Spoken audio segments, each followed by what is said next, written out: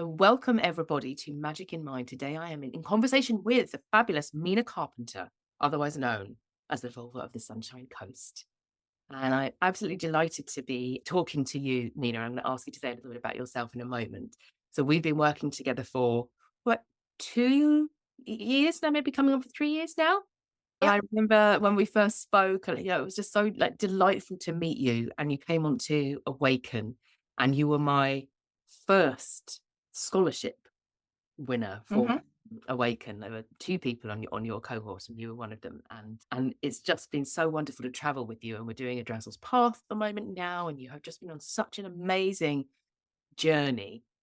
And you were already when we spoke that call of the Northern tradition was so strong in your scholarship application. Yes. So strong when we met, and it's still so strong now. So I said, "Oh, come and speak to me, and come and speak to everybody else about your past because it's not easy." And I know you are not alone. There are a lot of people in my community, certainly across the world, who have a really strong calling to work within and honor the Northern European tradition, and yet are doing so on land that has a different indigenous culture and navigating that Yep. differently and doing that gracefully, respectfully, powerfully is a calling in itself, I think. So I'm so excited to be I'm here with you to ask you lots of questions about how that's worked for you. But I would love it if you introduce yourself and yeah, say a little bit more. Obviously, I've given a tiny bit of the journey that we've taken together, but share yourself. Yeah. It's been quite profound to say the least. It's been a very clear calling. I've worked in the healing field for a long time, over 20 years, and it's probably 3, 4 years ago that the Northern tradition came in. It's like the gates got blown off. The hinges. They didn't just get open, they got blown off the hinges. The runes came in, the ancestral grandmothers came in from all different sorts of angles. And my purpose is very clear, which has been challenging in some ways and quite profoundly honoring in others, especially living in the Southern Hemisphere and having such an ancient Northern Hemisphere magic and medicine. It's been an interesting weaving. Wow. And that would be because you said obviously you've been a healer for many years now and offering that and supporting people in your community with that. For for people who don't know you, what were your sort of formative strands then of becoming a healer or starting to explore your spiritual identity? Yeah, so I guess I've always been spiritual. Most of that's been quite internal. Externally, I've done it all. I'm a massage therapist, remedial massage therapist. So I've done a lot of really formal training, lots of different modalities, some Chinese medicine theory as well, lots of different weavings within that, but fundamentally a body worker. I would do massage, but there was always something extra. It was never just a massage. I studied psychology at university as well. There's a lot of that element of emotional help as well. I think the spiritual side of thing has always been there. I worked with a lot of different healers who used very specific types of healings, using light language, all those sorts of things, which I understood what they were, but it felt like a second language to me until the runes and Goldra and until the gates were blown open, then I felt like I'd found my language and my healing, almost my capacity to understand what I was doing expanded as well. So it's been a really interesting, I've spoken to you about it before, Maggie, how my doing is here and my kenning catches up and I realize why I've been doing what I've been doing. So Mm. it makes a lot of sense. A lot of the things I've been doing for a lot of years make sense now within the Northern European framework. Yeah. Yeah, it's been quite the ride. And I think it's such an affirmation, isn't it? That maybe that's why we have to take these journeys, is this sense of I didn't have a name or a framework around which to place what I was Yes, doing, but I was doing it. And then I recognized it. yeah, Yeah, but like you say, it's like I was absolutely. already doing it, but then suddenly I was like, oh, these are the names and this is how it works and this is the structure and it all comes together. Whereas if you had found it Absolutely. first, you wouldn't have recognized it, if that makes sense. No, I think the word framework is really significant there. I think I found the language to explain what I knew to be, if that makes sense. It's funny because I've always been recognized as often people will say to me, "Oh, gee, you just seem like you're quite Viking," or are you Scandinavian? All of these sort of things that never really made sense to me that now, of course, they make sense to me because this is my medicine. Yeah. Mm. And it's such a wonderful feeling, isn't it, when you feel like, "Oh, I come home to myself in some Yeah. way." Yeah. And as you said, that there is a medicine that is yours to offer into the world is a really, Yes. it's very special. It's very, And with all that, I was having a exploring my ancestry as well. So I've always worked with my ancestors as a kind of very general, non-specific way. The sort of deeper I went into that, I do actually have Northern European ancestry. So this is my lineage medicine. yeah. And that's nice as well, isn't it? When we get that, again, that affirmation. I remember, again, quite late in life, I did my ancestry. And I have to admit, I was hoping that I would have something a bit exotic in there because I was like family. Well, I adore my family and I love my family, but it was quite a dull family tree in comparison with me. Yeah. And then when I had it done, it was like Anglo-Saxon, 96% Anglo. I managed to put a little bit of like Swedish, Danish, Icelandic in there over the Yeah. years of Yeah. bit nuanced it, but it's a tiny amount. And I was like, oh, what I lose in the exotic, I gain in that sense of, oh, I am speaking from Yeah. my bones and a genetic lineage. Well, Absolutely. I don't Absolutely. necessarily think that you need to have a genetic lineage to work within the Northern tradition, just to be, No. it's a nice thing, is it? You can go, oh, that's it. That's nice. It's information for me, but you definitely don't need to. You just the medicine that is yours will speak to you because we have soul lineage as well. Anyway, it's more than just blood and bone. Yeah, I think that you're right in that because you were talking about, you're sort of saying that evolution of yourself and your healing practice encompasses the mind and the body and the spirit, Yes. Ab- eventually. And Absolutely. you needed to find each facet of that Yeah. medicine in order to offer. Absolutely. Yeah, and it's come and Yeah. they come in different ways. So yeah, but lovely nonetheless. And I know that you've done a trip. You had a trip, didn't you, to the UK and you went to Yeah. Scotland. Tell me a little bit about that. Yes. It sounded wonderful and like such a wonderful like a pilgrimage maybe. Yeah, oh, absolutely. I think the last sort of 2 years in particular have been very potent. I know we use that word a lot, but it's true. I've had a lot of past life things come in, a lot of day to day human life come in, loss of family members and all that sort of stuff. So, a real stripping away of anything that did not serve me. Again, that's one of the cliches, but that has been my experience. And part of that, I think, and part of this sort of stepping in and honoring this particular tradition is to follow these nudges or these leads that I get. And one of those was to go back to Scotland. I lived there when I was 18, which was a pretty formative time for me. And I've been back. Interestingly, I've ended up in Scotland at very particular moments in my evolution as an individual, as a soul. And it was time to go back. So I went back and spent a lot of time with the stones and did sacred ceremony and ritual all over Scotland, which was delicious. It looked amazing, really amazing. And that sense of initiation by land is what. Oh, absolutely. I do, yes. One thing I've explained about Scotland for me, my blood just sings there in a way that it doesn't sing here.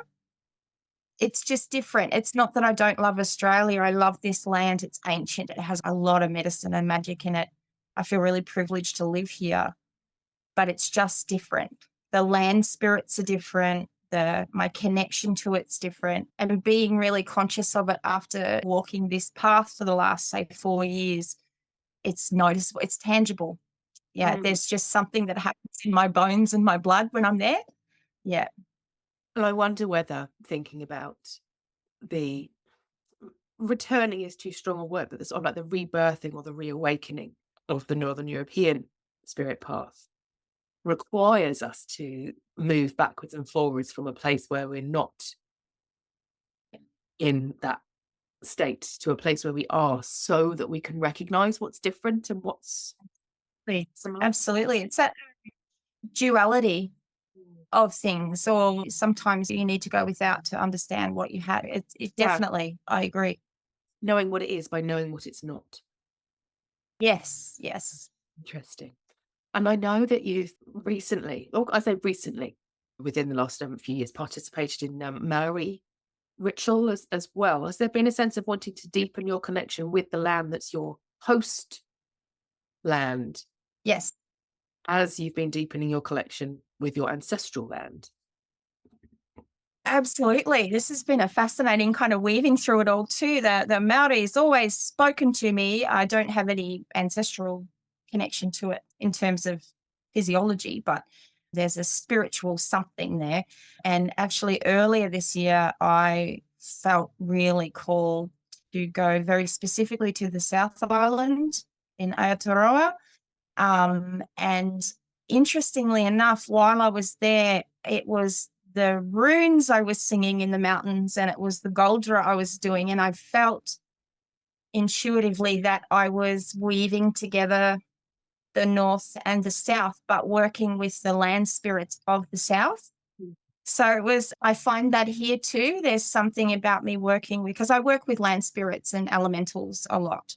And there's something about the synergy of the two hemispheres energy. It's hard to articulate. Some of this stuff's hard to articulate, but yeah, It the is difficult. Maori, which is beautiful because it's an unbroken, there's been a lot of trauma and there's been a lot of terrible things, suppression, but it's fundamentally at its core, it's an unbroken um, lineage of particularly healing and things. So they have the frameworks that we working with the Northern tradition don't necessarily have anymore.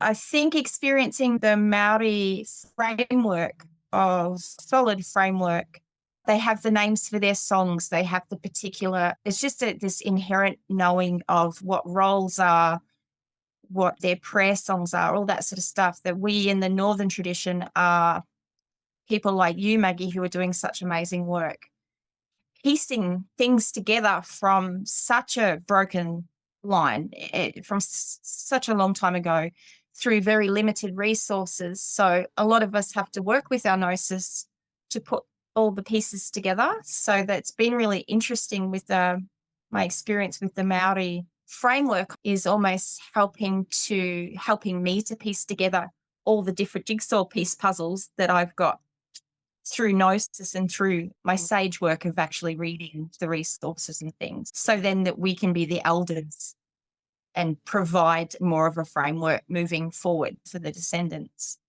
Yeah. And knowing that framework might take time and that we can be gentle with Yes. it and exploratory with it, because Yeah. we don't want to rush it, do we? Because it's, you want it to be a legacy so that it does move forward. And I'm really glad that you said that my work supports, because obviously if we think about calling, Oh, it really, my calling is to do that. It is to it offer really, puzzle pieces.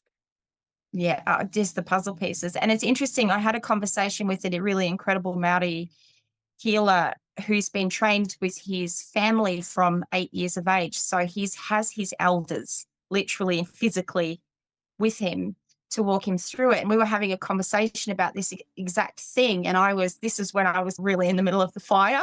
And I wish I could sit around a fire with my grandmothers to walk me through this initiation process like you do. And he said he feels really honored and blessed.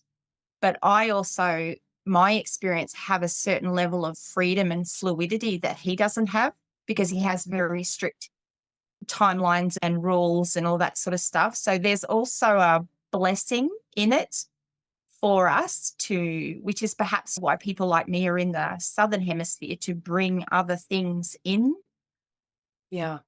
and we all together. And I do think, as an aside, because I think it's interesting to look at that, if you think about Odin and Ragnarok and the entire creation cycle of the Northern tradition, there is this recognition that the breaking is required as part of the cycle, Yes. isn't there? Yes. And then it is a blessing in many ways that we can evolve our practices and our framework to meet the needs of our minds and our bodies as well as our spirits. So in the Absolutely. Mm. Yeah. And we live in a different world than our ancestors did. I know we've talked about it with the elementals. It's a periodic table. It's not. We're working with elements that our ancestors didn't need to work with because they weren't present. So we need to evolve and expand and stuff too. So we're in quite a privileged position to be able to play with that a little bit, I think. I think you're right. I think you're right. It's nice to remember that there is always challenges are also there are blessings within them as well, aren't there? And Always, always.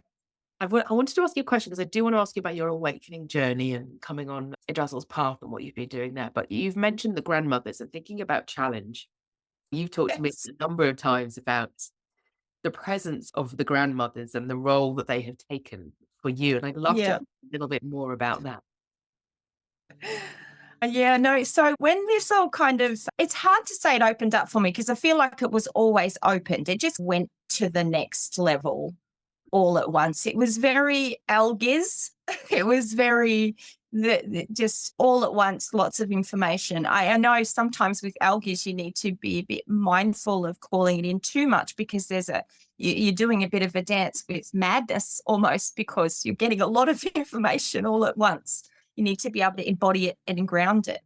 It was an ancestral grandmother that came into me very clearly, explaining that part of my role is to reconnect the lineage in my bloodline with this medicine for my daughters and their daughters and sort of stuff. But the Nornia were pretty present as well. And I think it's one of the things that I love the most about the Northern tradition is there is this spine of honoring and courage to face things or do the work or honor your commitments, take the oaths, symbol rights, things like that.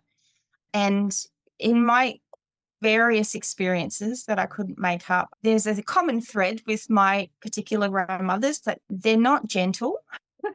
They're lovely, and this is all for the highest good, and it's all wonderful, and I adore them, but they're quite fierce.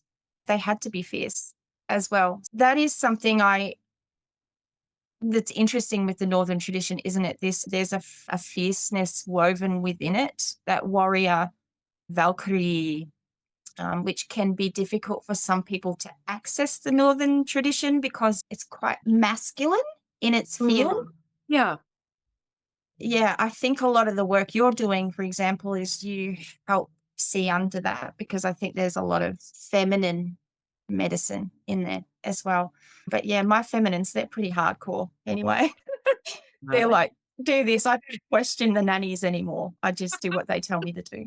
It's kind of and I suppose if you think about elders as being, "Well, come and give you a hug," but sometimes, no, they're gonna push you off the can't you, and say that. Well, this is it exactly. Yeah, this is it exactly. And I think they've given me a lot of work to do in this lifetime. And that's great. I signed up for it. I know that. I remember that now. But they're more the push you out of the nest so you learn how to fly variety than the wrap you up kind of variety.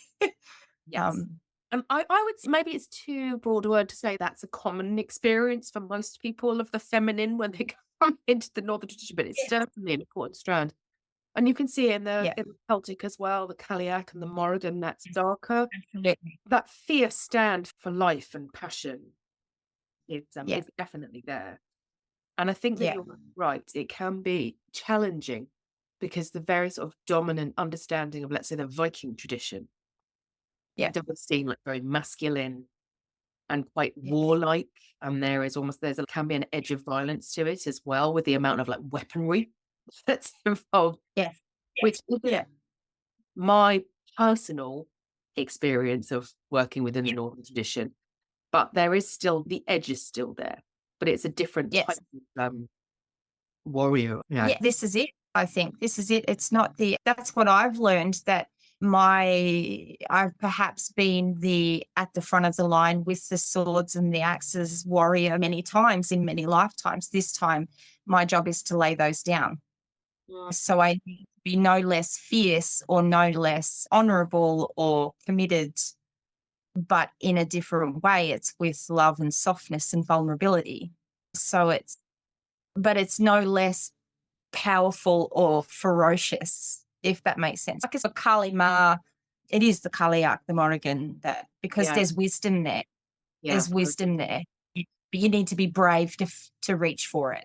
Oh, I want a whole other episode just on this topic now because there's so much there for me around the partnership between the feminine and the masculine, and that Yeah. sense of the feminine needing to come in to support the masculine in its own next initiation. You know, Yes, that is absolutely. the protective shell of the weapons into the Yes. vulnerability, which is in many ways more frightening. You know. It really is. It really is. It's far more challenging, I think. Yeah. For Oh, me personally. so yeah, lots there with the grandmothers. Perhaps we'll have to do a future series on the grandmothers at some point because I can feel them chatting away and saying, "Now we've got your attention." But I I do, know. They're very funny. yeah, don't mess with them. We won't mess with them. Just don't mess with them. That's That's right. probably the key takeaway to this particular episode of Magic and Mars. Don't mess with Yes, them. that's right. They will They're support you, very will open doorways and do all sorts of wonderful things if you are tough enough for it sometimes. Yeah. exactly. Yeah. If you're authentic enough, it's like they don't Mhm. say rules. It's about authenticity and commitment to that authenticity. That's my experience. Yeah. Yeah. A really good way of describing it. And it reminds me so much of when I read your application to come on Yeah. Awaken, because at that point, you're like, no, I want to do this. I'm committed to doing this. How can we make this happen? And that came through so strongly. And the service that you wanted to offer and that you wanted to be like a channel for or a Yeah. vessel for this work, which is basically what my work is about. It's about supporting people like you. So it was a very easy decision to say, this is where the scholarship needs to go. And I'm going to Yeah. ask about Awaken, but so wonderfully, so excitingly for me is that you have come back and you said, I want someone else to benefit Yeah.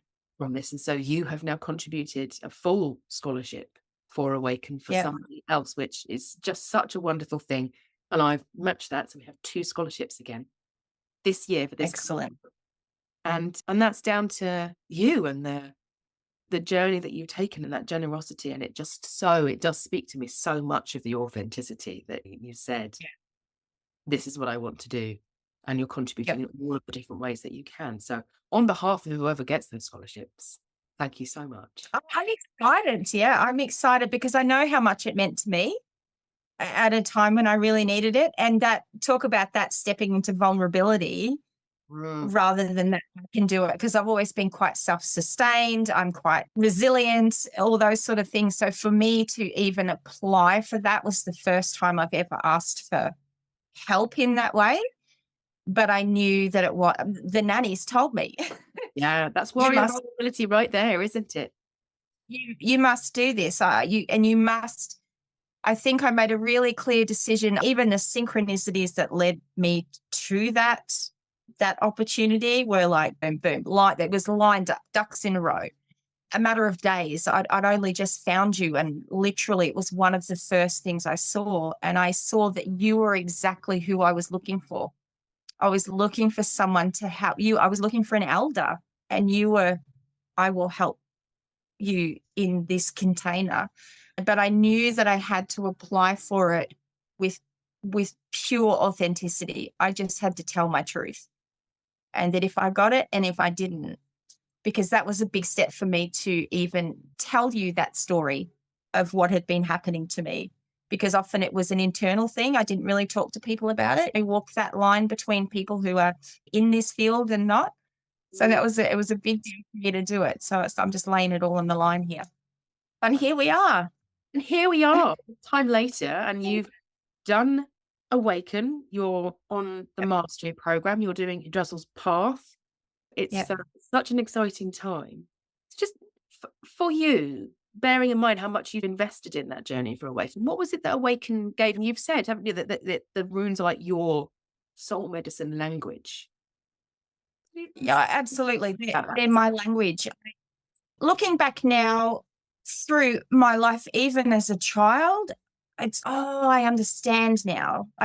They're my language. I saw very early on in a journey in this initiation that I had runes in my blood. They showed me a very clear picture of runes moving through my blood. So it was like, it's all been a remembering for me. Nothing feels new. So everything I've stepped into with you, every time I read a book or something, I have this sense of it's a remembering and not a learning, if that makes sense. And then past life stuff has come in and confirmed that in lots of different levels. But I think for me to really awaken, to really sink into a relationship with the runes, they feel like ancestors to me. Each one feels like an individual ancestor essence.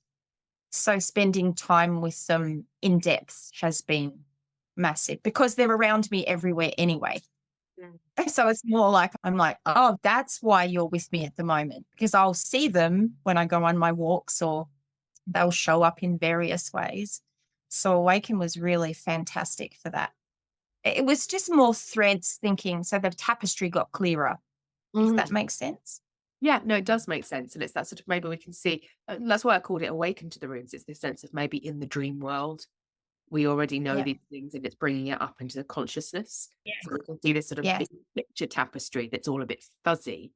And then suddenly Yeah. we can draw out the threads and we can start working with them and we can Yeah. start moving with them.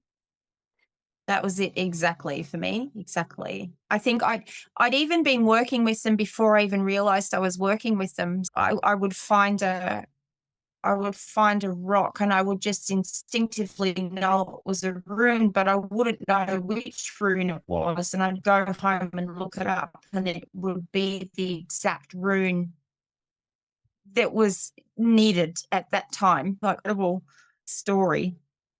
And they'll just come in and they'll just be like, yes, just to look Yeah. out for you again, which we need, don't we? Need when we're working with the puzzle pieces and we're working with a broken, lined tradition. We need Yeah. those moments where they say, yes, you're not going mad, it's okay. No. Yeah. Oh, totally. And they're quite profound, those moments, because you're like, oh, wow, I couldn't have made that up if I tried. Yeah, really profound, really special. And so how is your bringing this into your work? How is that evolving for you now? I'm still putting together how the framework, again, the framework. So I had started using a lot more of my voice, which I know I've always known it's something I need to use, but I was getting in my own way with that, as we often do. Now I understand what it is that my voice is trying to doing, and I just allow it. So there's a lot more of the toning and the Goldra I'm using. I'm having Vardloker come in, I think I've realized. That's spirit The guide. spirit summits, yeah, there was one I got in Scotland. At the beginning of Scotland, it came in and it was there the whole time I was there. No matter where I was, I had to sing that song, to the point where I was like, can I sing another one? And I try to sing something different, and it would end up back in this thing. So with my work, I'm just expanding out from just the body work. I think before it was easy for me to just hide behind the body work. I know a lot about the body, and the body's important. The body work is important because we need to embody it and move things through the body. And I get all nerdy about fascia and all that sort of stuff, and the weavings between trauma and all that sort of stuff. But I think now I'm expanding that out. So rather than having someone coming to me for a massage, now they come to me for a session. So we might read the runes. We will be guided by the runes, what needs to come in. There's a lot more talk as well, and homework and all those sorts of things. So I'm just weaving lots of different things in together. So they're more like a session now, I think, is the best way I can describe it. Yeah, no, I love that. And I can feel that. And certainly that's the way that I work with my one-to-one Yeah, clients. And how many people that I know are weaving all of these different strands in and saying, yeah, in order to help someone on their growth journey, on their sort of journey of evolution, it needs to be mind and body and spirit. absolutely. Yeah. and working Yeah, with that's the I mean, modern that's time and of our heritage as well. absolutely. Yeah, no, and that is I have always been quite open and vocal about that with my clients, that there is no separation between the 3. Yeah. That they are all nothing is mutually exclusive of anyone else. So even when I've had a lot of those clients that come in and it's a very physiological kind of based treatment plan, I can tell them you're quite stressed out about this, or because I can see it in their body reveals it. Yeah, it's just taking that to the next level in terms of trusting myself, I think, to offer that. More than anything, I think I've always offered it, but I didn't have enough confidence in myself, perhaps. Whereas now I'm like, this is what I do. Yeah. Oh, no, I love that. And there's an explicitness, isn't there, as well, about saying something that might have been happening behind the scenes before is now Yeah. more visible and more available and more potent, Yeah. therefore, as well, in terms of the Yes. Yes. healing space that you're holding people in. And Absolutely. what can you see Absolutely. from it? Yeah. Oh, no, I Yeah. love it. Yeah. And I know that we were talking before we came on air. We were talking about that you've not previously most of your work has been in person because of the body component that you do, but that Yeah. you are looking to expand that so that people can work for you with you virtually if they want to. Yes. I know that there's a lot of Yes. people in my community who are, we're all over the world in a global community. So if you happen to be on the Sunshine Coast, then I would absolutely look Mina up as one of the very important ports of call to take.